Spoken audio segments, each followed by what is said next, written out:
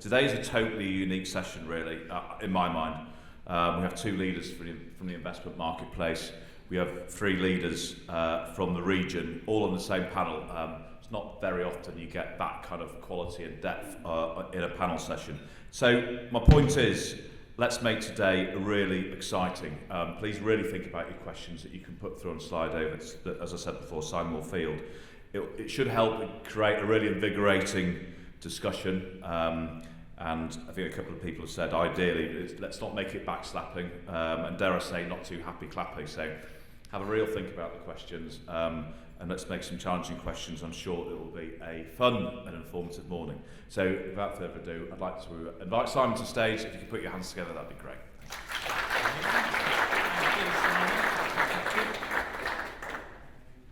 Crikey. Lovely. Thank you, Simon. Right, I shall just get my iPad set up. Right, well, good morning everybody, and welcome. I'm Simon Marks from Arcadis, and Arcadis is delighted to be sponsoring this morning's breakfast, all about the Three Cities Alliance. Now, my role at Arcadis is the City Executive for the West Midlands region. So at this moment in time, I am probably the most excited person in the room. We've got Wolverhampton, Birmingham and Coventry, the three cities of the West Midlands region here. So I'm really, really looking forward to Martin Reeves's keynote, and then hopefully a really interesting panel debate where we can unpack, understand a little bit more about this Three Cities initiative.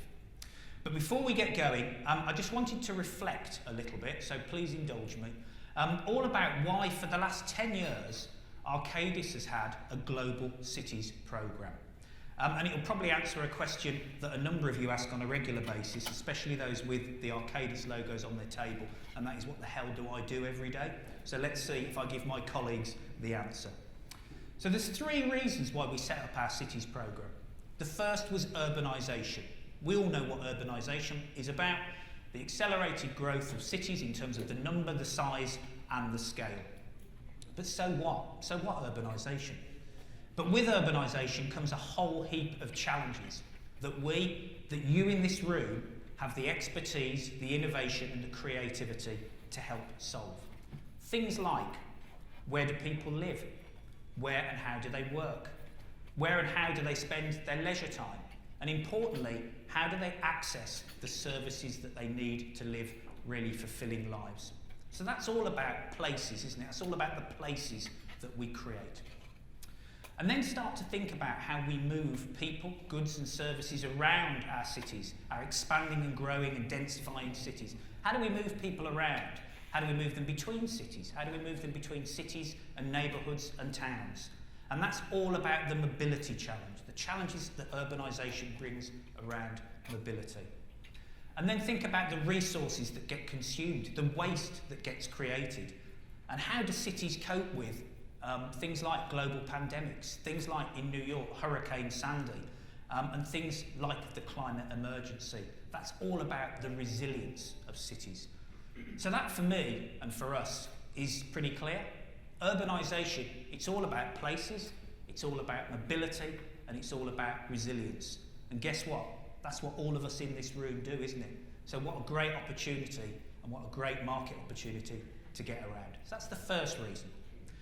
The second is that we believed by focusing in on specific geographies, really understanding what goes on, understanding the challenges, the opportunities, the stakeholders that act on the stage of the city, we can start to develop solutions specific to the challenges that are faced, to join stuff up, to bring stakeholders together. And then you start to leverage more from that activity in that place's mobility and resilience work that you do. The sum of the parts is definitely greater than the whole, the agglomeration benefit. And then the third reason that we set up the initiative was all around recognising the benefits of the collaboration and sharing of best practice. Now that's why the Arcadis Cities programme is a global one, sharing ideas from around the globe. So for the last 10 years we've brought together 20 plus city executives and cities, and at times the city leaders and the city clients, to share, to learn, to understand what each other are doing, to deliver additional benefit for those cities, for those places. And I believe this is now more important than ever. So how do things like the urban forest in Paris, which is greening the city and helping local climate issues, how does that work in Birmingham? Because actually it will. How does innovative energy transition and storage in the Netherlands translate to Coventry? Because it does. And how does land remediation that goes on in Chicago influence what we do in Wolverhampton? And again, it does, that sharing the knowledge, but it's not just about importing. How do the models that we use in this region for affordable housing export to New York? Because they have and they do. So this sharing of global knowledge and ideas is extremely powerful, and it really comes to the fore when we're faced with the challenges that we have today. So in conclusion, I think the Cities programme is as relevant today, perhaps more so than it's ever been. The challenges only seem to be getting more complex, more intertwined, and so that focus and collaboration is critical. Cities are critically important in an ecosystem of places, and there's lots of research by organisations like the Centre for Cities around actually strong cities drive strong neighbourhoods, drive strong towns. There's that ecosystem effect. So the agenda and the city agenda isn't just important for Arcadis, it's important for all of us in this room and in this region.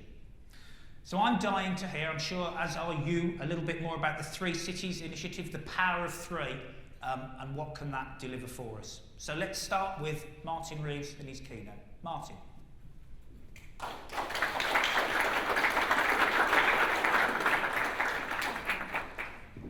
Good to see everybody. Couple of immediate reflections. My photograph looks very much like a plasticised Teletubby of me, so I need to seriously sort out some studio photography lighting. But and the second bit, if you think it's going to be a keynote, let me set your expectations immediately. Because on the train from Coventry to Birmingham this morning, I just put some notes down. If that's a keynote, so be it. But I'm actually going to change some of the things I'm going to share with you to prime this discussion, which is going to be brilliant. I'm really looking forward to it, which is different from where I was probably going to pitch it last night. And I'll explain a little bit about that in a minute. I'm just going to let you know what I'm going to do. I'm going to do 5 things pretty quickly. But before I do those 5 things, I just want to do something really importantly. I want to welcome everyone back into genuinely the world of 3D and humanity and connectivity and the thing that binds us all, irrespective of who we are, where we come from, what our professional, political background and affiliations are, what organisations we work for, which is the most primeval and the most visceral things, which is people doing exactly what you did when you arrived and what we're doing now. We have missed it. We have in this room the privilege and the access to networks and support and resource that many, far too many, of our residents and our communities across our great 3 cities and our great region do not have. And imagine how we found it challenging over the last 18 months. Welcome back, everybody. The power of creativity is in this room. The power of togetherness and connection and doing what comes most naturally to human beings about sharing and being creative is something that will see us through this pandemic and into even greater bright times for the region. I firmly believe that. So it's absolutely wonderful to see you. It genuinely is. And people that we've all seen each other through screens, virtual screens, for that period of time. Many of you looked after yourselves during that period.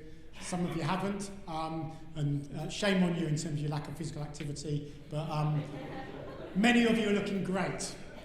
That was the well. Am I doing right, David? Is this a pitch you wanted? You only lost half the audience. Just half. No, seriously, I want to do now 5 things. And I'm going to tell you what I'm going to say, because then you can just reflect as I go. I'm going to give you some context. There's a word that Deborah used last night when we had a wonderful dinner together with colleagues. Back to that in a moment. I want to talk about some trends. Simon's already articulated some of those. We'll spend a little bit of time about trends, and you'll understand again why. I'm then going to talk about cities, because I'm an unashamed lover of cities. I sit on the Centre for Cities board, and I've always loved cities. Fourthly, I'm going to talk about the 3 cities.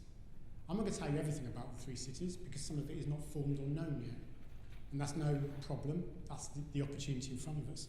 And I'm going to finish with a word that was used a lot last night, which is the reason I wanted to reflect a bit and do something different with this set of thoughts, is around collaboration. Probably hear collaboration mentioned more than I do COVID. And I'm not sure any of us in this room really understand what collaboration means as we come out of this pandemic. Got a few thoughts. Is that all right? Well, I'm going to do it anyway. So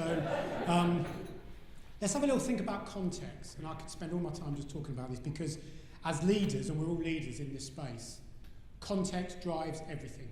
It is situational, it is contextual. Therefore, how we act and react and how we lead and enable change in the future is all about the context and circumstances in which we find ourselves, much of which is outside of our control, but not all.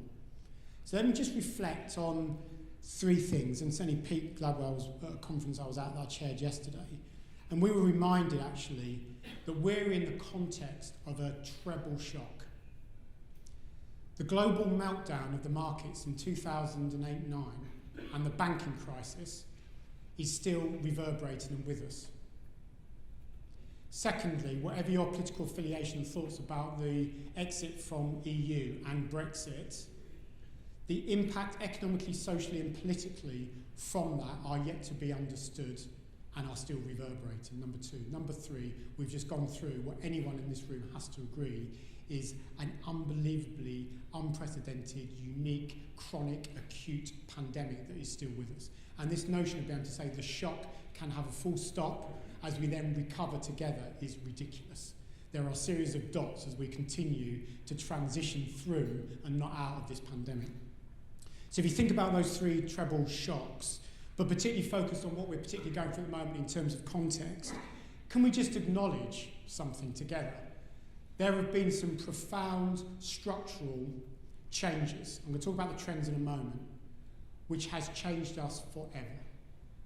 I would argue it's probably a combination of all three of the things that I've just alluded to, but I would argue the pandemic has changed us profoundly, structurally, forever. My view, for what it's worth, much of that, as tough as it is to say this, when we've had loss of life and inequalities deepened and widened as a result of certainly the pandemic, and probably Brexit and the global crisis as well in terms of deeper inequalities, as hard as it would be to say that in a period of loss and continued loss, death and turmoil, is I would say most of that profound change can be for the good. I also think that some of that profound change, which has changed forever, is for the bad, and we need to be honest as leaders and colleagues in that balance. So that's the first thing, and I'm sure we'll come back to this, about context is everything. It's everything for the three cities, it's everything for you and your businesses, it's for everything for our communities. Unless we understand it, ripen it, pull it apart, agree to disagree, don't move on to the rest of these discussions because they're futile, is my humble view.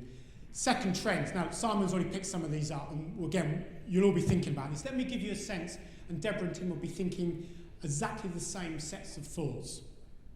Are the trends that we've seen, again, probably because of the treble shock, but particularly the last 18 months of a global pandemic, particularly in dense urban areas and our cityscapes of Coventry, Birmingham, Wolverhampton, across this great West Midlands region, are those trends on mobility, by forced or by accident, changes to air quality, to sustainability, to where we work from, how we work, how we use digital, how we relate differently to urban spaces, parks, as well as our determination to travel into rural areas.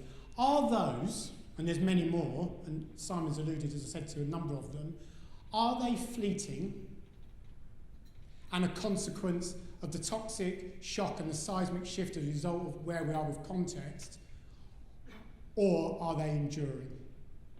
I'm not clever enough, and surprisingly not even arrogant enough, to say I'm pretty sure I know which are fixed and which will come and go and which will change. But unless we start thinking not just about the trend, because they're happening in front of us, they're undeniable. Look at the YouGov poll this morning, or listen to it on, if you've been listening to the radio or seen it, the YouGov poll for the BBC about what people feel they want to do about where they're working from. Their notion of productiveness, creativity, work-life balance, all these things are changing in front of us at a high speed. But I just want to implore one thing of all of us, and this will really help us, I think, as we get through to the discussion today.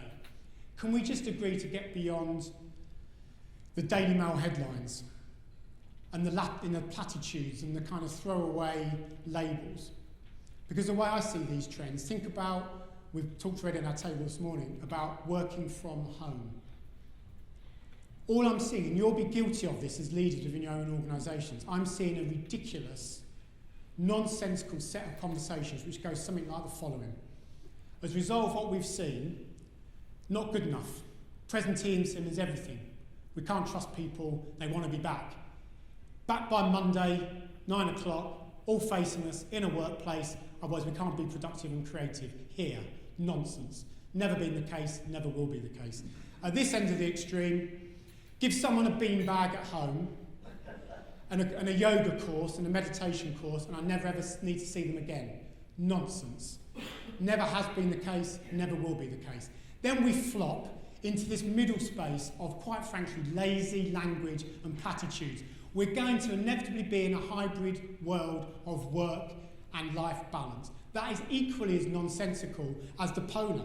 There is no one in this room that's going to say it won't be a mixture of hybrid, of working from home, in transition, independent location, working in a workplace, coming together in different collaborative spaces.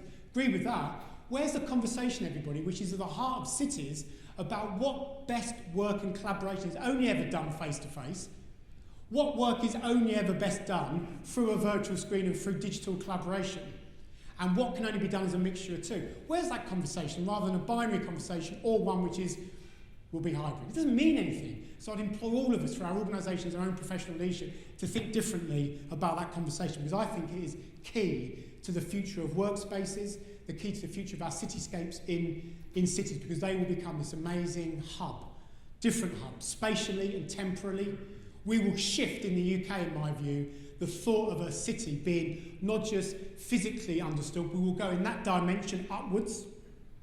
And I'll tell you now, Coventry, sorry to give a Coventry gig rather than a Three Cities gig, we will prototype the global first urban airport. We will have vertical takeoff and lifting, both on drone technology and passenger fully electrified craft coming out of the city centre. Because the next dimension in cities is up as well as on the ground. So let's stop this idea of we're so dense, we're so populous, we can't make change happen in space. We can, if we think about the space differently. Another trend. And in time, why do we pack people into a ridiculous core amount of hours in a cityscape that should be 24/7?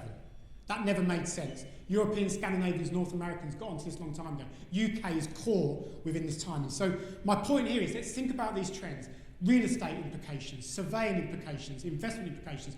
But let's just ripen it, let's understand it. Stop being lazy. We're all guilty of it. Have I lost 3/4 of the room now? You're there. Right, good. Cities. Look, I love cities. I'm unashamed lover of cities. Let me tell you a fact as an economist. All productivity in economies, in the past, in all of our generations of economic cycles and in future ones, will be generated almost exclusively from the urban cores. Full stop. Any sense we've seen with previous macro trends of mass deurbanisation and a rush to the green hills of rural, as lovely as that is for livability, will not drive productivity, connectivity, and the future of UK economy or any economies around the world. In fact, we'll see the reverse. We'll see a mass running towards urban life, people being together, but the difference here will be the space and the time and the way in which we interact will be fundamentally different in our cities of the future. They will be animated, they will be activated. What is more important, which I think is a brilliant challenge for real estate in all of its forms, quite frankly, is as important as the form of the buildings in this new world of great cities, it will be what goes on in the space between the buildings as well as what goes on within the buildings. Between the buildings as well as what goes on in the buildings. The ability to think green, connectivity, people doing that thing where they can be digitally connected to the rest of the world simultaneously as having a cup of coffee with somebody who's co-working with them is the future of our great cities. Now, to understand the power of our cities also means we need to understand the power of our amazing towns and rural areas. This is no longer a zero-sum game for the UK. We have got a complete paucity of strong industrial coherent strategy in this country, but cities have always been and will be at the heart of our reimagination, our renaissance as we come out of this treble shock. So I think we're seeing the rise of the cities, not the decline of the cities, but the cities of which Wolverhampton, Birmingham and Coventry are the great exemplars in my view, will actually use those great things that have profoundly changed during the pandemic, as well as the challenges that we've seen, to catapult us into not a recovery, as I keep boring people with, a recovery is not good enough, everybody, because recovery for our cities and for our communities and for our businesses takes us back to where we were pre-pandemic. That was not good enough. That was not good enough. The pre-pandemic state of not just unfairness, inequality, but lack of distribution of the opportunities that we were creating together in our places was unacceptably low standard. The gold platinum standard we go for now is not to recover to that position, it's to revitalise, reimagine what our cities could do with our people, not at our people. And I believe that is what is going to drive the three cities through. Which brings me beautifully on to my fourth point, I'm getting there, which is about why the three cities. Now, Deborah, you'll probably remember this because it was this hotel. I thought the best way of persuading Deborah Cadman to take on the Chief Executive role of the West Midlands Combined Authority and to take over the baton from me was to actually do a couple of things. Copious amounts of wine, tick, and to use my obvious charm, sophistication and compelling persuasive skills. And we had our conversation here about really me wanting Deborah to put her hand in the ring because I thought she'd be brilliant, and she was, to drive it forward. But the reason for being poignant about being back here, let me say where I think we are the three cities. I've got a sense and a feeling here, if not here because we need to do all of the doing, that the goodwill, that tipping point, sliding doors moment, whatever you want to call it, that we had way back then about the combined authority, that I'd spent a little bit of time with colleagues setting up and taking Andy Street for the first 100 days. If you remember when we were in these rooms before, there was so much goodwill, so much excitement, so much potency and potential about the power of this region coming together to actually defy boundaries, to defy actually the history of what had held us back, to actually think about a different future for our communities. And that was palpable, it was amazing. It made me energised to keep going. I know it energised Deborah, and I eventually persuaded that it was definitely the right leadership role for her. So my point here is now, within that family of the combined authority, something which I believe was always there but is now coming to the surface, hence why we wanted to be with you today, is that we've underestimated the potency, the power, the symbolic importance of our three great cities of Wolverhampton, Birmingham and Coventry. No one else has what we've got. So, what was before about playing with you and others about trust us, we're now going to move into a next generation of economic growth that's inclusive and fair and collaborative. This is really exciting because for me it's now an opportunity to say, look at the economic potency, but also the fact that we are committed to a different kind of growth and a different kind of development set of opportunities for our communities. And I'm not into levelling up, building back fairer, building back better. It doesn't mean anything to me. What does matter is every single day we're now going to make sure that we are doubling down to create a very different future for our three cities. And this is the point, and we'll hear more from Tim, Deborah, as we go. Our three cities are special. All cities are special, I've already told you that. But what's lovely about our three cities is we have differences. We have differences which make us actually very, very interesting, both individually and together, but I would argue more powerful together. So we don't duplicate in some areas of sector growth. We don't duplicate into the investment market. We offer real interesting portfolio opportunities. We offer spatially, as well as in that temporal shift about how we think about our cities, different journeys. We're all on different, just look around Birmingham, look around Wolverhampton, look around my city in Coventry. We're at different stages. We're doing different things. We're animating, activating in different ways. That is amazing. So the Three Cities Alliance and the initiative for us is to remind ourselves of that and to now repackage that together, to start somewhere. Do you know what, everyone? It doesn't matter where you start at the moment because of the treble shock. We have to start somewhere, and we follow it everywhere.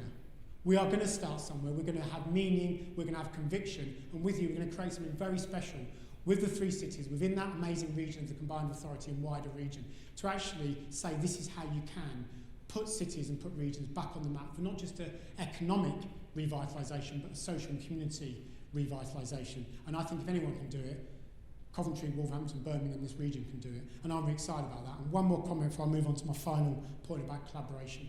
I'm probably over time. And I'm going to say this right back from the starting point of welcoming everyone back to the most human of conditions. And I'm going to say this without embarrassing them. I like Tim. I really like Deborah. I really like Tim as well. I respect them professionally. This is really important. I'll look at them. I respect them individually as leaders. I respect them professionally. We happen to have very similar views about how you don't allow okay is good enough anymore for our cities and our region. We also happen to have a profound social value and value about how communities are the heart of a much more diverse view of the future. We just happen to share that value base. We always have done. We're also very challenging of each other because we care a lot. You say, well, why are you going there? How egotistical is that? Let me tell you, I've been involved in many, many initiatives for many, many years. There are ways in which with great support you can get yourself started, you can resource it. The one element and ingredient which we've learned over the last 18 months you can never magic up is the chemistry of people that are believed to hold each other to account and to hold each other's back and to hold each other's coat when they need to. And I will step away when I know the better people to step up are Tim and Deborah. Secondly, they never get a good enough shout out, and Pete heard me say this yesterday, local political leadership.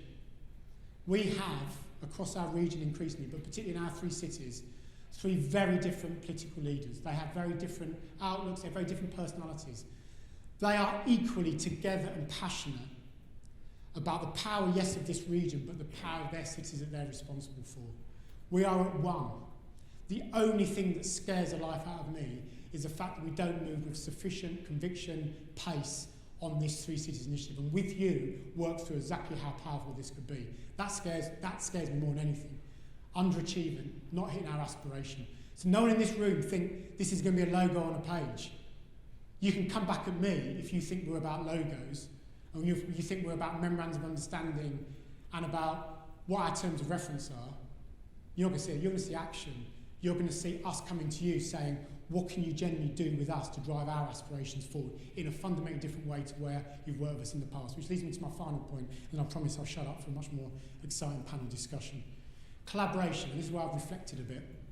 So we had a brilliant dinner last night with people, again, that I've known some a lot better than others, from professional services, the ecosystem of development, developers themselves, house builders, just brilliant people as well as my own local government colleagues. And I was quite harsh about collaboration, and my point was particularly that I'm kind of a bit over the fact that people talk about public-private partnership and collaboration when I've seen far too much in my career over the last decade, whilst those treble shocks were playing out, that actually what collaboration often looks like is quite frankly a vulgar risk transfer away from the private equity debt sector straight into local government using our covenant and our long-term. And I've reflected, right?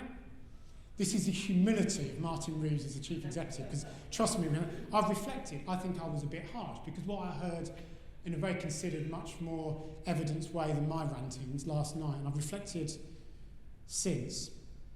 I think we're seeing and hearing something now, because as much as our cities and our public services have had to change because of the toxic shocks over the last period, I'm seeing and hearing, even last night, there is a different appetite from the commercial sector in all of its forms and that ecosystem to play long, not short, to build ongoing, long-term, enduring, not fleeting relationships, to accept the fact there is a vulgar bottom line. Guess what? No one's got a problem with that. But we think about a different risk transfer. We think about together going to government and saying your ability to grow, whether you call it levelling up, is predicated on a ridiculous capitalisation, which is about funding some kind of macho testosterone-fueled, continued cranes in the sky, enabling infrastructure, all of which is lovely. Let's keep doing it, everyone. But then at the loss of real capacity, revenue, capability to build communities at the same time as that infrastructure. Let's do that together. Let's have a powerful voice together to lobby for a different kind of devolved solution, a different kind of future of funding real change in our communities, rather than stuff which looks amazing, makes a difference, but only to people that have always had that advantage, and those that walk around going, I would love for that to be mine. I'd love for that to be my success rather than everybody else's. So I've reflected. I think I hold everyone to account in the same way you should hold me to account. And if I start hearing conversations repeatedly about some kind of ridiculous notion of the way in which we're going to deliver this together is through risking that transfer in a fundamentally different way, then we'll hold each other to account, and vice versa if we slow things down, if we don't play the long game with you. That's collaboration. Get rid of the word. That's the real hard yards every single day.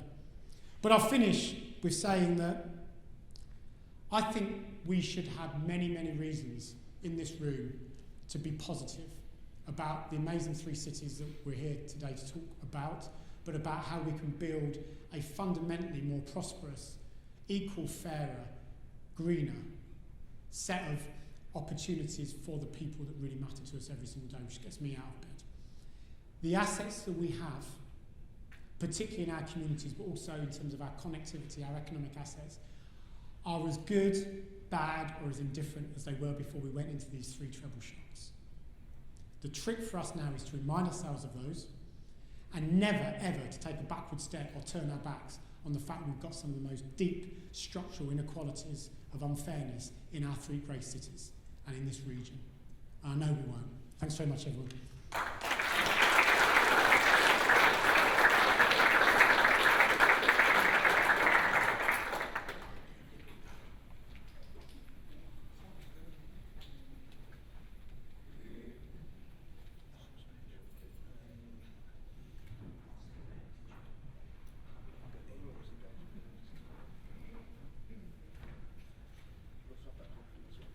Excellent, Martin, thank you. What an amazing, not keynote, amazing stream of consciousness, I think, is what we'll call it. There's just so much in there, isn't there? And I think we should start to unpack some of that with the panel. First off, I'm just going to have a look at the poll. Oh my golly. And see the how that's going. I believe about 50% of you have voted on the poll. And we've got 54% very confident that we will bounce back and be back where we were and beyond super duper quick. Go West Midlands, it says. Fantastic. We've got 41% are reasonably confident, but think there's probably another year before we really start to see the growth motoring. And there's 8% of you that think there are some massive challenges which will slow growth and investment. So I think there's a bit of a resounding vote of 95% in support of a pretty quick bounce back for the West Midlands. So excellent. Right, so let's start. I'm going to indulge the chief executives first, Martin, Deborah and Tim, just with a few questions to get things going. And I actually want to start with a question to Deborah. And it really builds off the back of the last thing that Martin talked about, which was about the inclusive growth and making sure the growth that happens that you believe is going to come back super quick is actually felt by everybody in the region, by all of the communities in the region. So Deborah, I mean, we talk, don't we, about good growth, the Three Cities Initiative and good growth. What does good growth mean to you? How would you explain that to the audience? It's the first time you've ever indulged me. Be the first time of many in the next hour. You heard all of that. We talked about this last night at the dinner, actually, and this is really important, and Martin alluded to it at the end of his bit, which was, talking about the testosterone-fueled cranes, which are absolutely brilliant and necessary, but we can't ignore the fact that at the bottom of those cranes there are people who have suffered beyond any. A lot of people in this room will have not experienced some of the things that some of our communities experienced through the pandemic, but we were seeing signs of that pre-pandemic as well. So you cannot build these strong economies without strong communities, and my colleagues have heard me say this time and time again. It cannot be. You've got to have that balance. For Birmingham, in particular, the claimant unemployment rate is 14.2%. The national average is 6.7%. At a time when we're hearing in the news that the economy is bouncing back, there's more investment than we've ever seen. And if that is the case, then we cannot allow those 14.2% of our communities not to benefit from that growth that we're going to be facilitating and enabling. And I'll tell you the reason why. One of the things that came out of the pandemic was the fact that people now are being loud about how they want to work, how they want to live and the kind of houses, how they want to travel. And the fourth lens, and I kind of say how they want to love, but what I mean by that is how they want to play, how they want to experience culture, etc., etc. So people are being loud, they're being demanding, they're exposing all the frailties in our communities. And if we do not respond to that in a positive way by allowing them to experience and benefit from the growth, then I think we're going to have a problem. You know, we've got a feel for that through Black Lives Matter. We've got a feel for that. You know, big up the women through the Sarah Everard point where women said enough about this. And we're going to see our communities, quite rightly, being very demanding of us and expecting the right things. So good growth to me means being really thoughtful about the way in which we grow our economies and doing it in an inclusive way, where we can ensure that people can see the opportunities for them. And like Martin, you know, what the hell is levelling up? I mean, I think we, as 3 chief execs, are absolutely clear about what levelling up means. First and foremost, it means creating a place where everybody feels that they can achieve their, you know, their ambition and their, you know, their aspirations, and they give them full opportunity to be as great as we all know they can be. That's what levelling up means, and it means investing in a really purposeful way. So Neil and I were in an event last week where we were talking about this very thing, and you know, inclusive growth doesn't happen through serendipity. Inclusive growth doesn't happen through trickle-down economics, and I don't believe that. It does happen with intent and purpose. And I think we have the opportunity as an ecosystem in this room to be very intentional and be very purposeful about the type of growth we want for all of our, for the region, but more for the 3 cities in particular. And for me, that's got to be the way in which I enable Birmingham City to grow. So you as the ecosystem, if you want to be part of that, the door is open. But we're being absolutely clear about the kind of growth that we want to generate in the city. Thank you, Deborah. A really powerful statement, actually. And I think, you know, we've seen inequality worsen during the pandemic, and we've seen the sort of people, the lower paid people, people who already struggle, suffer even more. And as we recover, it seems that recovery again is at the top end at the moment, and that trickle down isn't working. So I think this initiative is absolutely right and has to be driven forward, and inclusive growth has to be at the centre of everything we do. I want to come to Tim next, and I want to talk about the 3 Cities initiative in terms of what it means to each of you. I'm going to start with Tim and then ask each of you what it means to you. But Tim, as sort of kicking it off, so, you know, Martin talked about the motivation and some of those trends that sit behind this 3 Cities initiative. And clearly he talked about the differences and the commonality. So in the context of what does the 3 Cities agenda, the 3 Cities initiative mean to Wolverhampton, how do you work out, you know, and maintain your own identity, but also identify what it is you're going to collaborate around? You know, how do you draw the distinction between those things from each individual's perspective? And Tim, I'll start with you if I may. Okay, thanks Simon. And first of all, how brilliant is it to be doing this like this? I mean, we've all desperately missed it, haven't we? And I won't say what I keep getting into trouble for saying. It's nice to see people in the flesh, because that just sounds wrong. But you know what I mean. It's nice to see people in person because, as Martin said, you know, the creativity and the buzz we get from human beings being able to have conversations and, you know, shape solutions and make things happen, that's hard to do looking through a screen. So it's great to be here like this. Just before I answer your question, I also just want to reflect on what Deborah said, because I think that motivation for us as people, it bothers me massively to see what I see in my city. It drives me as a person to do what I do with added intensity every day. And I know for Deborah and Martin that's the same. And you shouldn't underestimate that as a sort of, whatever you call it, value-led leadership, whatever. As people, it is driving us to make a huge, huge success of this. So in terms of the 3 Cities thing, what does it mean for Wolverhampton? We are a very, very proud city. Our cities are amazing stories built over hundreds and hundreds of years. We're very confident and excited about our future. If I'm honest, Wolverhampton hasn't always been in that place. I think it's always been a little bit what it wasn't rather than what it is. And it's got an amazing set of assets, both physical, cultural, economic and people. And what excites me about what we're talking about this morning is the ability to really deliver on our agenda for that bright future in a kind of way where we recognise, as Martin said, our individual strengths, our identities, but how we blend that together in a powerful way that will speak to you guys, to markets, to government in a very, very different way.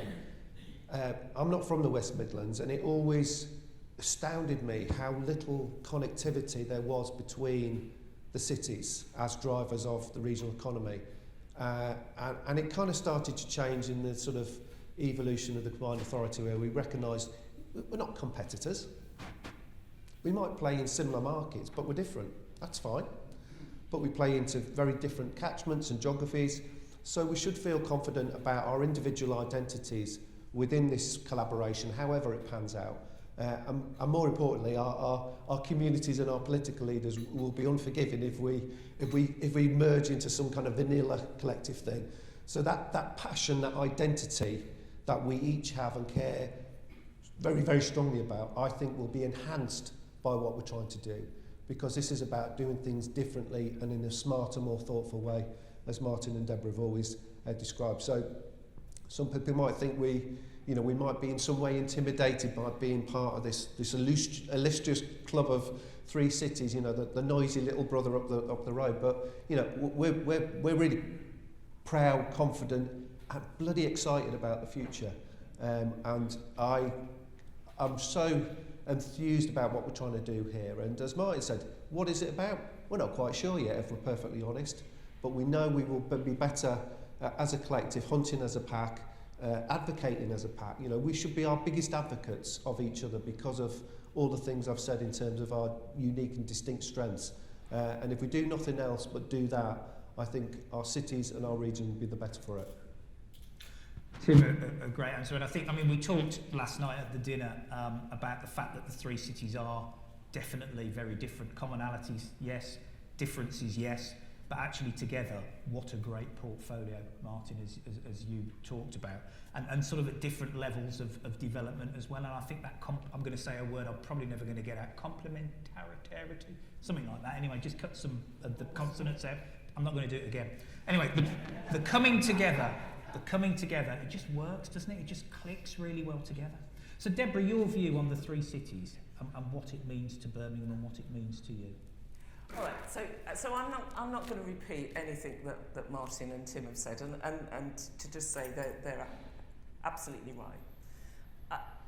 And I truly believe this, that if we can make this a thing that's impactful, and I know both Tim and Martin and I are absolutely committed to doing this, the three cities in the West Midlands will be a completely unstoppable force, and we will be globally influential.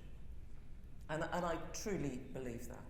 And for me, there are three ingredients why this is going to be phenomenal. The first one is the commitment that Martin, Tim and I have to being the storm. And what I mean by that is we're not going to allow ourselves to be buffeted around, and we're going to take control about this and be absolutely clear about what it is the three cities not just need, but what the three cities can offer. And I think that's a really important distinction. We're going to be absolutely clear about this intentional repurposing of our cities, working across the ecosystem to make the cities work as best they can, both for you, but also, more importantly, for our people. And then and what I would say is that it's not just this prissy kind of academic stuff. It actually is great fun as well, because we spend more time laughing than we do about agonising, and I think that's really important. And there is such energy and creativity. So we don't want to just do same old. We want to be really influential. We want to be, and I'm not going to say, well, I will say push the envelope, but you know what I mean. We want to do stuff that's really, really different. And we're listening, we're understanding, we're learning from others. Gensler, talked to us about the wonderful thing they're doing. Our Cadiz Global kind of city leaders came to talk to us, and we're like sponges, and we want to suck all that up. And then the second bit is, this can't be all fur coat and no knickers. So this can't be something that's not substantial steady. It can't be something that's superficial. It's got to be something that's tangible and sustainable. You know, we've got to know our shit. We've got to understand what it is that's going to make our cities grow and flourish and be impactful and do the right thing.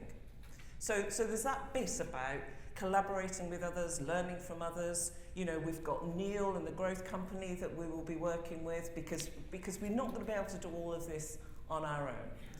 And then it's about, this bit about doing the right thing in the right way for the right reason, actually. It's about values-driven, it's being about motivated by doing the right thing, and it's about being motivated for achieving the best for our city, but also achieving the best for the 3 cities as well, because I know the power of 3 will be an unstoppable force. I think the power of 3 is a particularly important thing to do. And if you look at our website, you'll see the power of 3 there as well. That wasn't a plug. So you all get on really well. I mean, that is absolutely clear. We know that. Have you got a WhatsApp group? We're multiple. Is there a 3 cities WhatsApp group where you share things and thoughts and ideas? Why are you asking? Yeah. Well, I just want to know if I could join it. That was all. What I will share, and Tim, Deborah and I talk about this all the time. I'll tell you what, if it finds out that WhatsApp is not encrypted at both ends and it's publicly available, 3 cities will be looking for 3 new chief executives. It'll be a very different programme going forward. It's totally silence. Just brilliant. Fantastic. So, Martin, I'm going to come to you and ask you the same. And I know you've covered a great deal of that in your keynote, but actually it'd be good to hear about, you know, the 3 cities from Coventry's perspective. And then could you build on that answer? And I'm actually going to go to Slido because it's a question that came to my mind, but is also there as the top question on Slido, which is around the 3 Cities Alliance and how that fits within the family of the region and the CA and all that stuff that you talked about earlier. So you brought it up first, so you're going to give that question as well. Thank you. I'm not going to say much more about the importance to Coventry of the 3 cities because we've heard it. You heard me bang on at the beginning. You've heard it really powerfully from Deborah and Tim. This is personal as well as professional, as well as important on behalf of our cities and our communities. So I want to go back to something because I think it's important for people to realise that we're not at day 1. It's not a launch. I want to talk a little bit about what we have done and why I want to talk less about just the social change reasons for this being so important. I want to talk about the economic reasons. And I go back to when, you know, as an economist, and both Deborah and I are, and that's our frame of reference, when I was asked to get involved in the establishing of the West Midlands Combined Authority. For everyone that remember in this room, the game at play at that point from government was, godforsaken term, about self-containment, agglomeration. So actually what we had to demonstrate to government for the West Midlands Combined Authority shape and size was that actually people lived and worked in a self-contained region. As from memory, it was well over 95% within that West Midlands metropolitan area. Actually started to dissipate a little bit. Stick with me, because this is really important. So at that point, that was the right game to play. At the same time, government insisted on driving a ridiculous, not just pseudo, real competitive environment through a well-meaning way, but a completely incoherent approach to industrial strategies, which basically just pinned one region against the other. So everyone then, at the point of chasing agglomeration, because the Chinese, the Asian investment, North American investment gets big, right? That was our game. At the same time, we're being pitched against everybody else. Zero-sum game. Then see what's happened with the pandemic. Self-containment, potentially, coherent what we call economic geographies have been rewritten in front of our very, very eyes. Not just because of supply chains, digitisation and productivity being considered in different ways, that's been changed. So you bet your life now, over the last 18 months during that time, with some brilliant inputs, we have been thinking and getting people that are experts telling us what's going on and how that economic geography is changing. So, sorry for that sort of economic and historical lesson, but actually my point here is, here we are now, at a perfect time when, let me tell you, as Chief Executive of Coventry, if the leader of the Coventry was sitting here, we are the proudest medieval city you would ever... We would, if at times have to put medieval walls around us to say we are proud about Coventrians and what we do. But you know what we're prouder of? We're prouder now of the permeability of what we've got and the fact that we can equally, it answers the question that's been posed on Slido, we can equally, with credibility, authenticity and value, be able to support and be part of very different kinds of clubs. If it's the right thing for the long-term vision of our city and for the people that need to access those opportunities. So, where does it fit in? It fits in still, despite some of these changes to our geography, the power of this West Midlands and the metropolitan area through the devolved body, which the East Midlands doesn't have, and many other parts of the country still are urging themselves to have, has got the power still of that agglomeration, that connectivity, and that strong argument for change. So a bit like those Russian dolls, we fit beautifully, in my view, non-antagonistically and non-competitively within that family of the amazing combined authority West Midlands authorities, full stop. Economically, socially, and in terms of what our communities can offer. But no one, least of all me, and I can only speak for myself, is going to have a problem about talking on stages like this about the pride of Coventry, sometimes on its own, the pride of Coventry, understanding what the pandemic has taught us about the power of a county that wraps around us with the assets that Warwickshire has. I'm not going to have a problem talking to Tim and Deborah about, I'm doing some big stuff on investment with them. I've not got a problem with saying I'm going to spend much more time down the M69 talking to Leicester about the opportunity. But the M69 might as well be 1,000 miles long. There is no economic connectivity. There will be. We'll go down the M40. We'll come back into these guys. I'll work with Solihull. That is polygamous. I get that. But that's the future of how you create change for our economic communities, which is fundamentally different from the coherence of where we set the combined authority up. So this is not some kind of balaclavas where we're not quite sure if we're welcomed into a party or into an environment. This is done with our eyes wide open, boldly aspiring to say, we can't be in control of what the government does. This UK government, colour after colour, has insisted upon a zero-sum, ultra-competitive environment, even levelling up. And I'm sorry I said it last night, I get really upset about this. As far as the algorithm is concerned, and as far as the competitive funding environment is concerned, my city, which has a 12.5-year life expectancy difference by doing 3 miles, 8 stops on a bus, is not considered to be worthy of levelling up. Okay? So I'm not having this notion, I can't control what this government does or any government. What I can control is my own organisation and the political determination in my place with my great friends and partners to fundamentally reshape this country. And it starts from the 3 cities, in my view, with our West Midlands colleagues. Is that right? Thank you, Martin. Yeah, absolutely, 100%. And I think, again, that's about, it's like all things, isn't it? It's pulling the right individuals, the right organisations, the right team together, to win the game at the end of the day. And as you say, if that's, part of the family, looking towards Leicestershire, looking down the M40, it's about the right team, the right athletes to win. And I think, that came across with huge passion.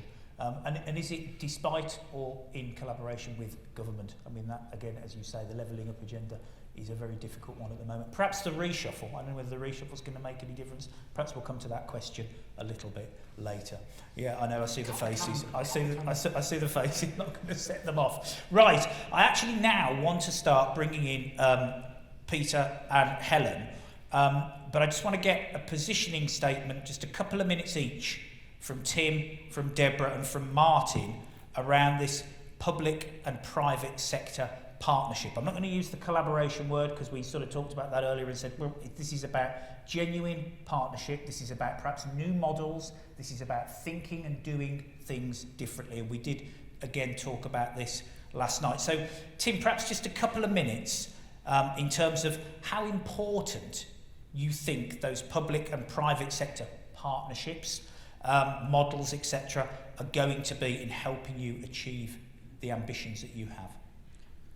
I mean, they're fundamental, aren't they? But I think the word is relationships, because partnerships in some respects kind of gets us back into that kind of institutional, defined, kind of hard boundary kind of thing. And what we're all about is building relationships with people who get it. I often say in Wolverhampton we're quite discerning about who we work with, quite choosy if you like. That's not because we're trying to be awkward. It's because we want to partner, we want to build relationships with people who get it, who are going to walk alongside us, run alongside us to deliver the future we want, and aren't going to come with either a set view of life and say it's only this and only like this. And in return, I think what local authorities, and I would say our 3 local authorities, because I think we are progressive in our outlook, is we are positioned ready to be this is where to go, this analogy, into going into a relationship, we're going into a partnership with, because I think we've got ourselves into a place where we're ambitious, we're clear about what we're trying to do, but we're open-minded in how we do it. We are confident in our ability to play the role we need to play and not play the role we don't need to be an investor, to take a long-term view. So I think we have the characteristics to be a brilliant partner for anyone, as long as they're in the game we're in. And no longer are we just going to grab things because they're there or they're here and now, because there's few certainties in life, but I guess one of them is there'll be a form of city governance, council, call it what you will, forever. People who are charged with the responsibility of leading and their places, and that's what we do. And we take that responsibility very, very seriously, and we will continue to be discerning about who we work with. The good thing is there's lots of people, I think, we are in the same space, and that gives us the confidence that this can be more than just an interesting conversation, and we can make stuff happen, we can drive things and get the return we all need, which is different, we get that. But I think it's all about relationships, and I'm really, really excited about using events like this to stimulate the formulation of new ones. Thank you, Jim. And Deborah, what does it mean to you? How important are these relationships, these public-private sector delivery vehicles, models, ideas going forward? What does it mean for Birmingham? Well, I think so. In order to answer that, I'm just going to pose a couple of questions, really. The first question is, does everybody in this room know that Birmingham City Council is the 20th largest landowner in the country? Some of you are nodding, most are shaking your heads. That is a phenomenal statistic. And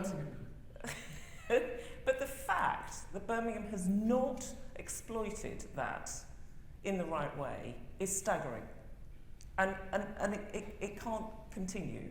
And one of the reasons why Birmingham hasn't exploited that, I mean, there are a number of reasons, but one of the reasons is because we haven't acknowledged that actually we can't do what we need to do on our own. And that's not just about working across the 3 cities, it is about working that ecosystem of people that want to help us develop and design and deliver the most brilliant city in this country. And I would argue, we need to take our role as a fully functioning global city. And that is going to be so important to us as the eyes of the world will be on us, literally, next year for the Commonwealth Games.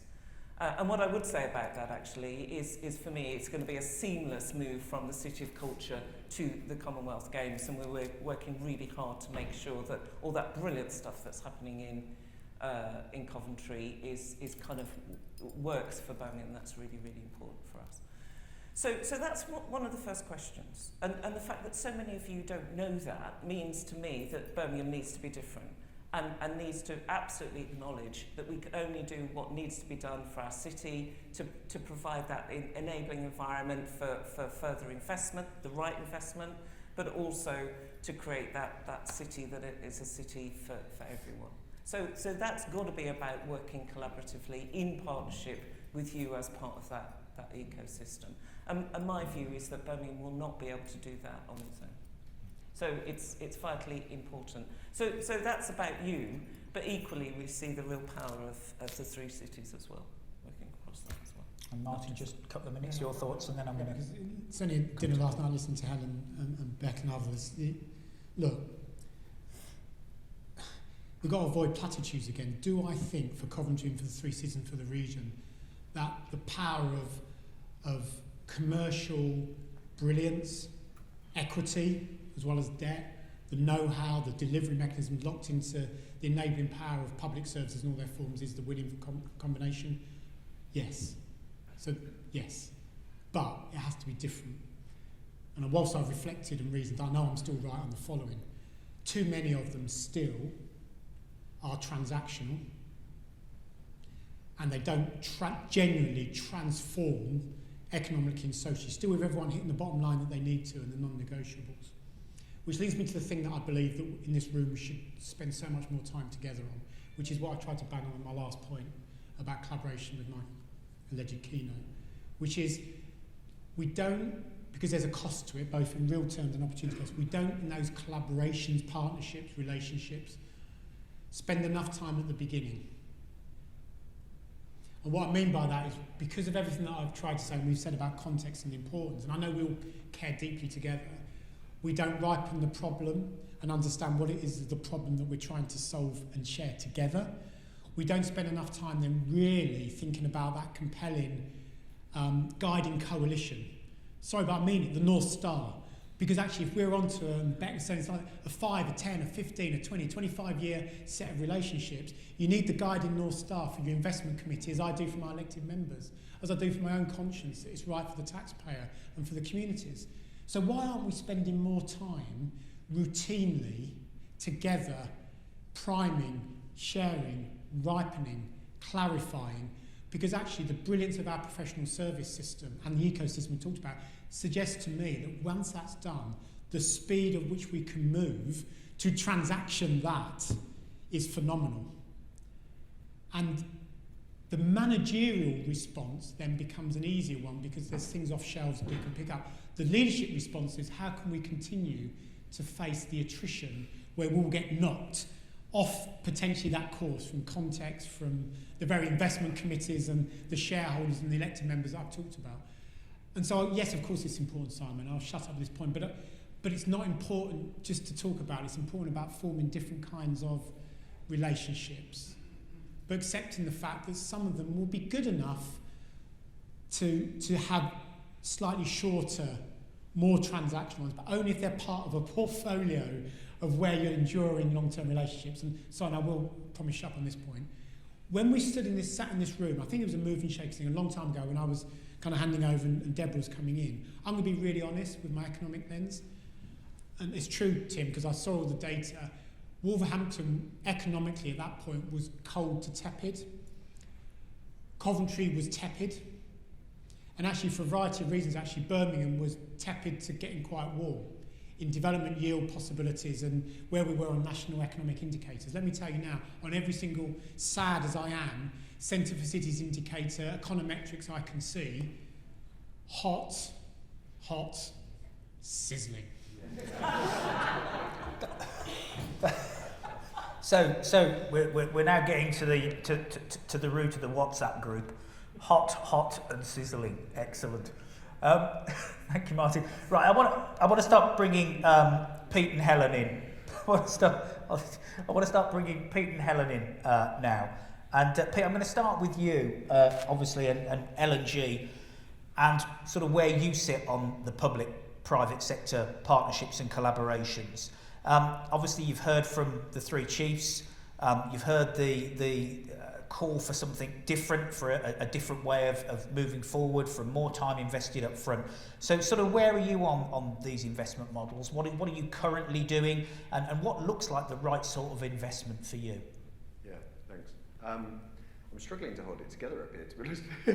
I think it's a funny thing about coming out of lockdown, and you, I mean, I don't, if it helps maybe on the, just to say that other people have been talking about the journey they've been on. So, yeah, I live in Halsden, in quite a rough area in London, and I think the journey I went on in lockdown was, I'd kind of realised that I'd lost touch with place, if that makes sense. And I spent all my life on the train going up to Newcastle to invest a couple of $100 million, or Bristol to invest a couple of $100 million, or Cardiff to invest a couple of $100 million, but never actually spent that much time in Halsden, where I live. And you know, lockdown totally changed that, because I suddenly spent all my time in this place, discovered we have an amazing park.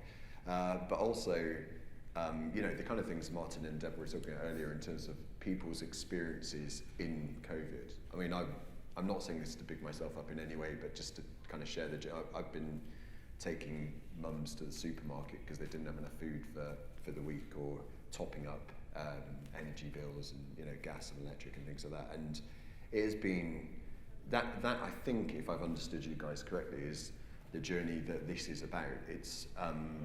It's making sure that whatever we're investing in and whatever growth is works for those people, as well as the hundreds of millions going into driving economic success in the heart of cities.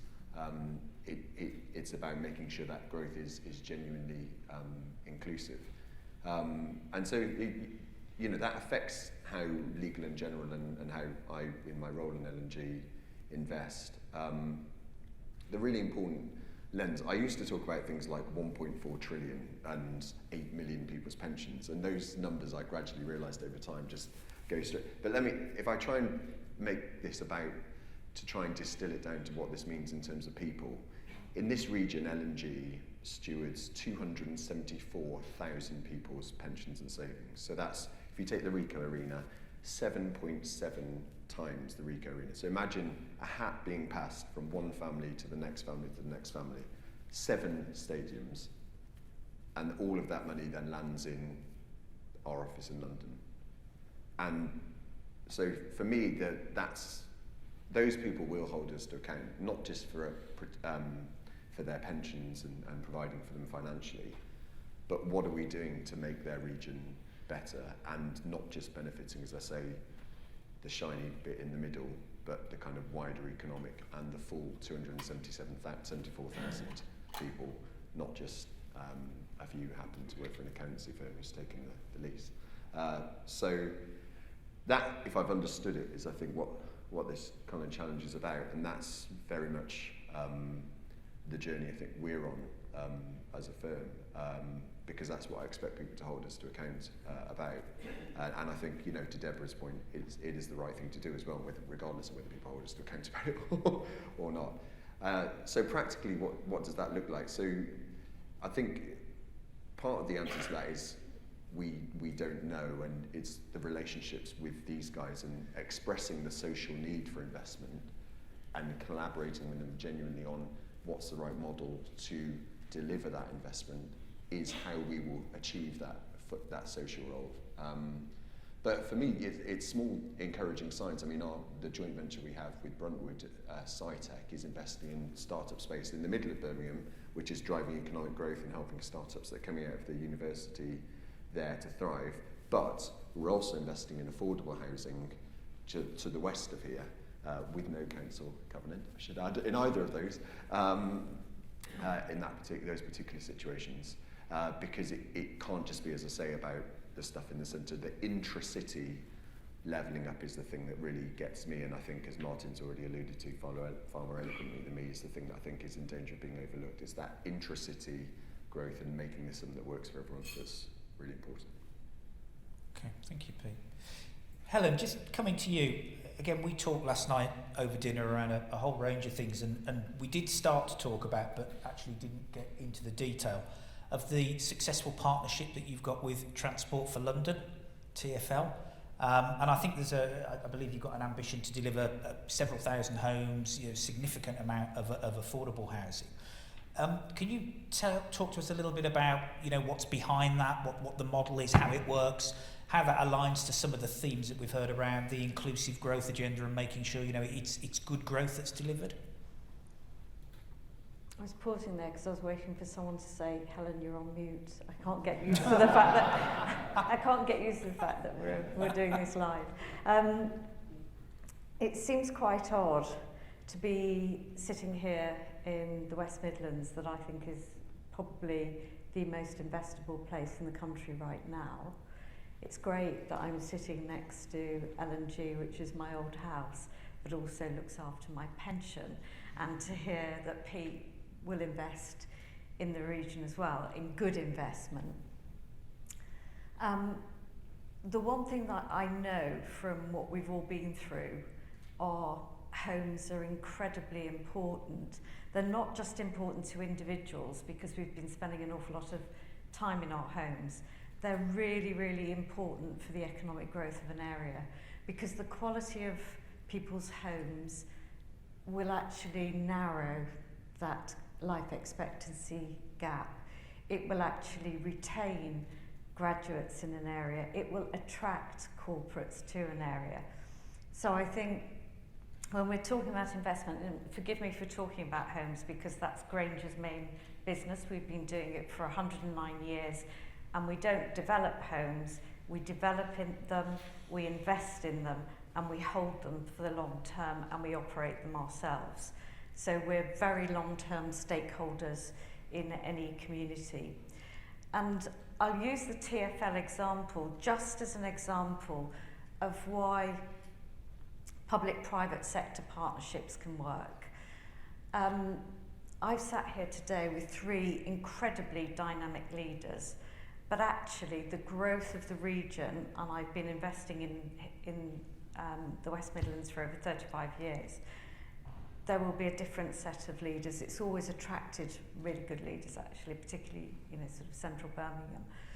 One of the things you have to have is a long-term vision that is right for the area. And so that means that no matter who rotates through and what you can say about people working well together, chemistry, all the good things that you think about of a partnership, it's got to be absolutely right for the region. So the Tfl Partnership is very simple. It builds on what Deborah was talking about. I knew the stat that you were the biggest landowner, because you can never buy a freehold in Birmingham, as we all know. And the TfL own hundreds of sites in London. They sell those sites, but actually they're missing a trick, because actually what they can do is turn those sites into a long-term revenue stream that makes them more independent to the vagaries of central government grants. And that's effectively what they're doing. And they went to an international competition, 40-odd companies from around the world. We were shortlisted in the final 3, 2 US companies and Granger.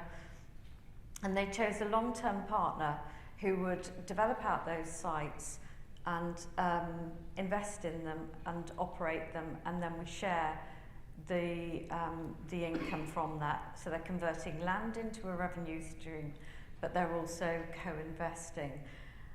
And I'll just give you a little anecdote about how this has to work. The day that we were selected, and it was formally announced, we got the 2 teams that had worked together. So that was the bid team and the TfL team that had worked together. And I arrived with a small envelope, and it wasn't a brown envelope. Inside it was security passes for every single Granger office, because it's one team now. So they could literally go anywhere. This wasn't a charade, this is one team. And so literally it's brilliant, because people that you might say this parent-child relationship, the landowner-developer relationship, that is all gone. It has to be a true partnership, and it's delivering homes for rent in obviously a city where that's very difficult to deliver, 40% of which are affordable. And it has a really strong community stakeholder engagement, because we know that all the community stakeholder stuff that we have to do in all of the London boroughs, we will be there for 100 years in partnership. And so it's no good just to sort of sneak something through. We will be owning that investment in the future. And the work that we do with the schools today, those school children will be living in those homes in the future, and they will be holding us to account in terms of the quality of both the homes and the immediate environment. So I think it's an exemplar model. We've got it now, we're operating with 7 different public sector bodies, defence estates, Network Rail, as well as local authorities, and I think it's the model for the future. Helen, it sounds really interesting, and we should probably get a huddle and unpack that a bit and have a look at it and see how it applies. Because I'm guessing, you said, this is the most investable place in the UK, so I'm guessing there's a conversation to be had there, isn't there? On the basis that it's ranked number 1 and you've got this model. And we talked about this last night, and we talked about a new model, and we talked about, how we need to have the communities, how we need to have this inclusive growth at the heart of everything we do. We as an industry, we in this room, we know how to solve the technical problems, we know how to deliver stuff, we know how to get stuff on the ground, but actually how do we have that impact and really make a difference, you know, for the people and for the communities. So I'm going to come back to Pete, because what I want to do, I mean, we've heard not a lot, but we've had a good insight into the 3 Cities initiative, yeah, and I guess from your perspective, what's the benefit for L&G? What's the benefit for you in this initiative, this alliance, this collaboration between the 3 cities? Why is that different to the individual cities acting as individuals? I think it makes a difference because the thing that, for us as an investor, the worst thing that we can do is impose our vision onto a place and come on a train from London and say, right, we've had this brilliant idea of what your economic or social model is. But, you know, without vision, we're all in trouble. So we need to find that vision if we're going to really see economic and social success. And what this does is present a very clear vision that we can get behind. So, you know, when we go up and down the country, I mean, I can literally list places to you where I've kind of got on a train, gone to meet the leader and chief exec, got back on the train and gone back and just thought, they don't really need any investment. Like, there's no vision for me to back here, so I'm kind of, it's been nice to meet them. Whereas the conversation here is a very different one, very clearly. So yeah, it's that vision, and as I say, the fact that a lot of the values that underpin it really chime with ours. If their vision was, what we want is hundreds of yuppie flats and all we need is big shiny offices, that's probably less appealing in terms of something we can get behind, but the tone of this conversation is one that's very different. And Helen, again to you, from your perspective, what are the advantages of this 3 city alliance and collaboration that you've been hearing about? So I think it's really about how the combination of the 3 make it a more powerful region. And I'll just give you one example of that. In February 20, so just before the pandemic, I was in the US and we raised a couple of $100 million for investment. And one of the first commitments we made was to Exchange Square in Birmingham. And it was literally on the morning, the day that I raised the money was the day that Sajid Javid resigned as Chancellor. So we just got through the sort of, because people look at that globally. But they were absolutely delighted, the fact that we were committing to Exchange Square. But they weren't just looking at Birmingham. The work that we do, and we're one of the few direct property companies that run quite a strong research team, was we give people the underlying data, facts about the whole regional economy. Because I have a very strong view that we talk about city centres and people go, what's the city centre, what's the core, or whatever. A city is only ever as good as its hinterland. And that's whether it's, you know, if you get people moving into an area, they've got to be convinced that there's a good prospect of economic growth in the whole area. And it's the whole region. And I was really struck with what Martin was saying about, you know, it's stretching out to that whole sort of Midlands band in every direction, because that's what makes it more powerful. Of course, everybody's heard of the 3 cities across the world for different reasons, but actually the region is way, way, way more powerful if you're sitting in New York. And, you know, we talked about the levelling up agenda. I think 2 things we ought to bear in mind. Firstly, I think the government is going to be really short of money. Really, really short of money, so there's not going to be a lot. And what money's going to come out in the next few years is going to go into those red wall seats. But what's brilliant for this region is that it probably doesn't have to rely on government money because it's investable in its own right. And the power of the 3 cities is actually telling that story on the world stage. And again, on the world stage, we ran a panel session for the 3 Cities initiative, and I brought colleagues in from New York, Chicago, Abu Dhabi, and where's my other colleague from? Paris, that was it. Yeah, absolutely. The urban forest, fantastic, amazing passion. But they were absolutely blown away by this initiative. They were absolutely blown away that 3 cities had come together and were keen to learn and understand what was going on, and then we're going to implement or try and adapt and implement some of these things. So we've got about 9 minutes left, and I just want to touch on a couple of Slido questions, if I may. So these are ones you weren't, well, they're ones I wasn't expecting actually. But there's a really, really good and relevant and pertinent question, given what Helen has just said from Mr. Valentine, which has got 6 thumbs up. It's a very popular one, Rob, well done. And it says, with the comprehensive spending review just weeks away, and a reshuffle just yesterday and today, what is the 3 cities' ask from central government to help deliver on the ambition for our region? So I think that's a really great question. And I'm just going to give you a minute to think about that while I just look at the most popular question that has been asked. And that has had 7 thumbs up. Recognising the 3 issues noted, so we talked about the financial crisis, Martin, this was your narrative, we talked about Brexit, and we talked about COVID.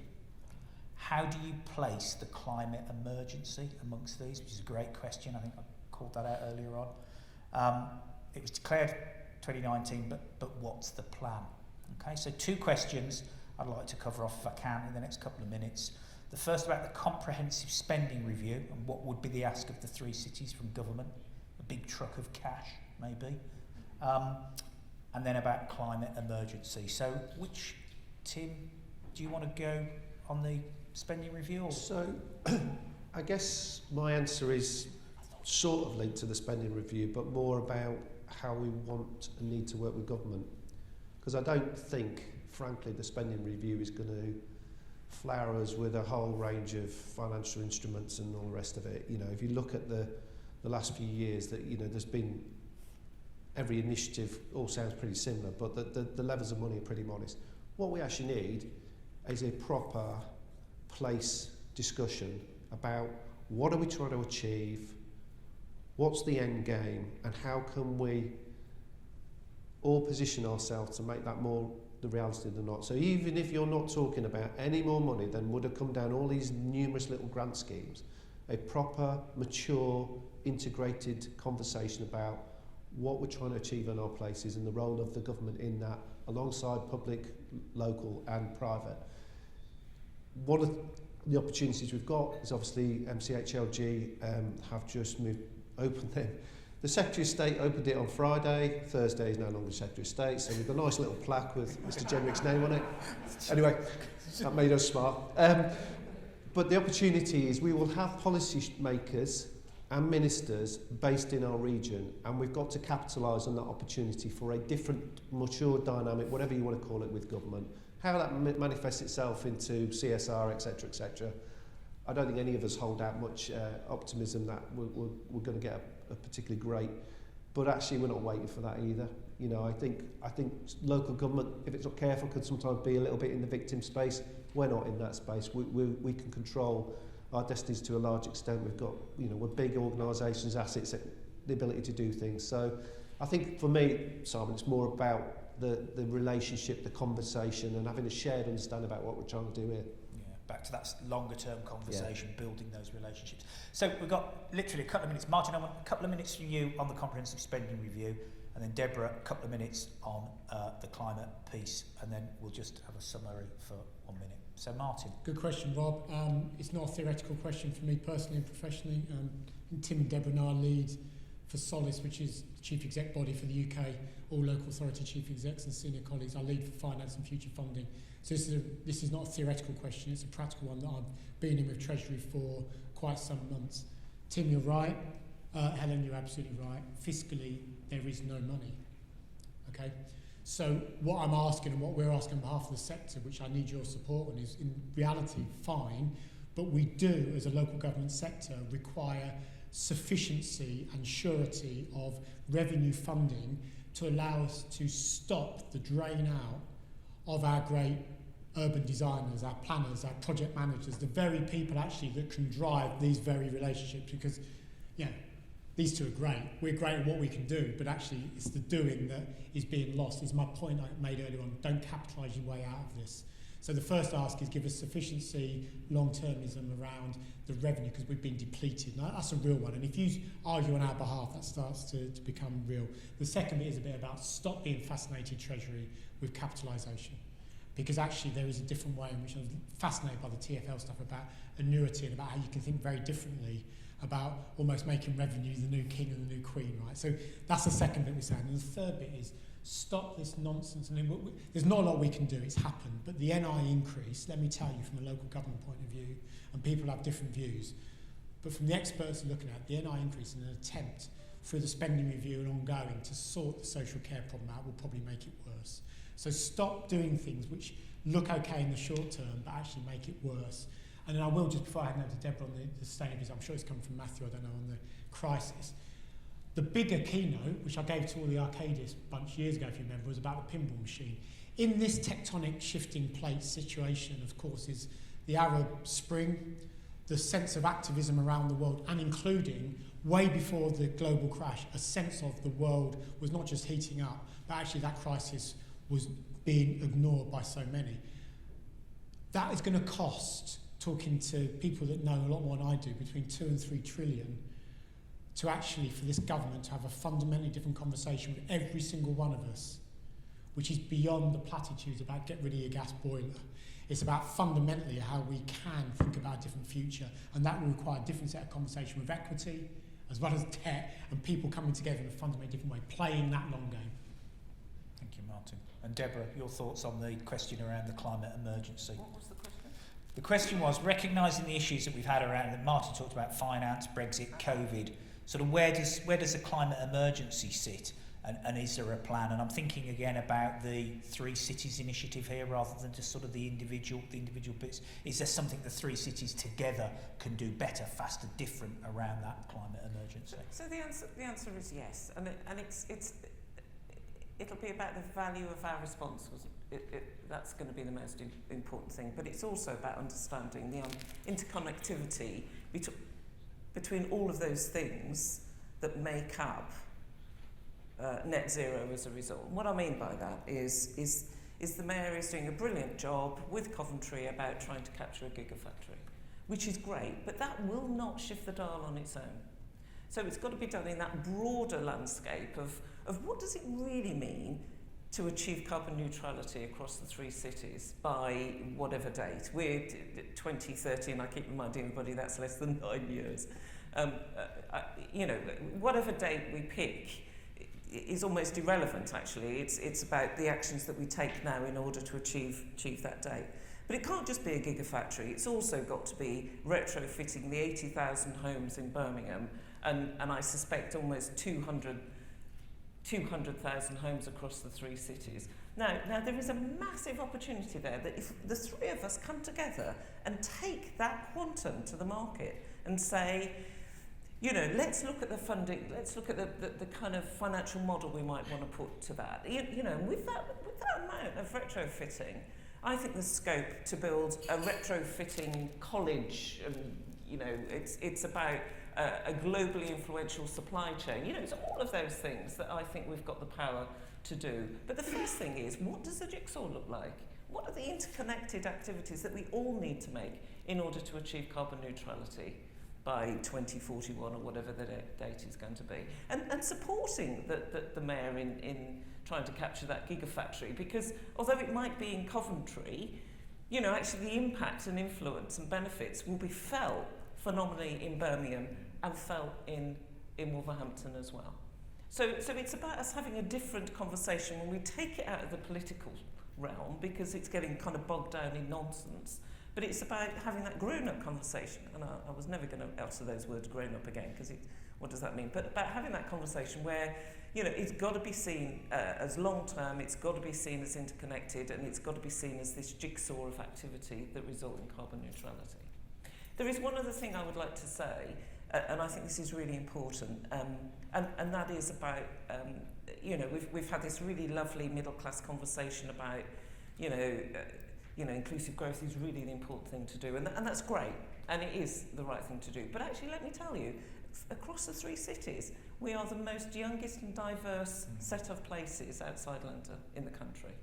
We will not be allowed not to, you know, deliver growth that's for the people. We got a taste of what it felt like when people were saying enough during last summer. You know, and Mike at the back of the room worked with me when we were responding to the Black Lives Matter stuff.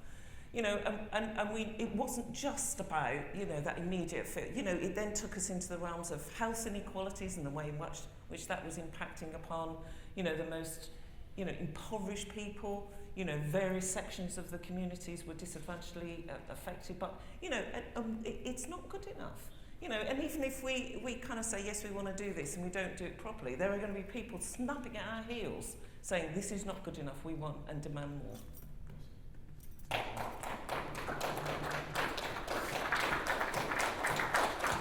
I think that's a fantastic statement on which to bring this discussion to a close. We've heard a lot, haven't we, in the last, probably, have I overrun? Probably, only by about a day. That's normal. But we've heard a huge amount around this 3 Cities initiative. We've heard about, you know, the common ground of the cities, and actually, but importantly, the differences. We've heard around inclusive growth and what does that actually mean, and Deborah's comment to sort of bring things to a close there. We've heard about new models of public and private ventures, new ventures, sort of bringing in that inclusive growth, and we heard from Helen and Peter around that, and some existing initiatives that are happening. We've heard that this is the most investable place in the UK. What a fantastic sort of statement to pop in your respective pockets and take out of this room and tell everybody about, because I think we've known it for some time, and actually we're bouncing back better than ever. We talked about a discussion with government, given spending reviews, given reshuffles, and Tim, actually, I think your comment about it's about an ongoing discussion, it's about partnerships, it's about relationships, I think is really important, because Martin, as you said, there isn't exactly bags of cash down in London at the moment, so you know it's about a different sort of discussion. And then we sort of concluded a little bit around the net zero carbon and the carbon neutrality and what that meant, and what a great opportunity retrofit offers. I think I did add it up once. There's something like 300,000 homes. There's 300,000 homes under the management of either local authority or registered providers in the region. So, and then I did some sums, and I'm not going to do them now because that'll just show up my failings as a QS. But there's 300,000 homes. You spend £2,500 per annum at least on just sort of repairs and maintenance. And then you think about on top of that what you'd spend in terms of retrofit, and you've got a multi-billion-pound programme of activity that could absolutely penetrate into the communities in terms of skills and training and supply chain. I mean, this is such an opportunity that if we miss it, we should all get our backsides kicked very firmly. Sorry, I'm trying to be very polite on this. But anyway, let's draw it to a close there. So it just remains for me to say thank you to Tim, to Helen, to Pete, to Deborah, to Martin for a really, really informative and fantastic discussion. Much more to come, I'm sure. Can we give a little show them?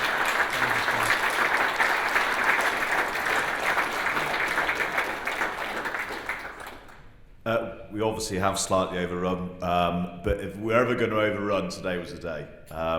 That was brilliant. And just a special thank you to Simon. I've got loads of notes here to try and do a summary. He's just done it for me, which is wonderful, so you can come again, Simon, any time. But in all seriousness, that was obviously a wonderful session. I'm not going to touch on any of my points, as I said before, Simon's done it beautifully. The one thing I will mention is I can't wait for vertical lift-off.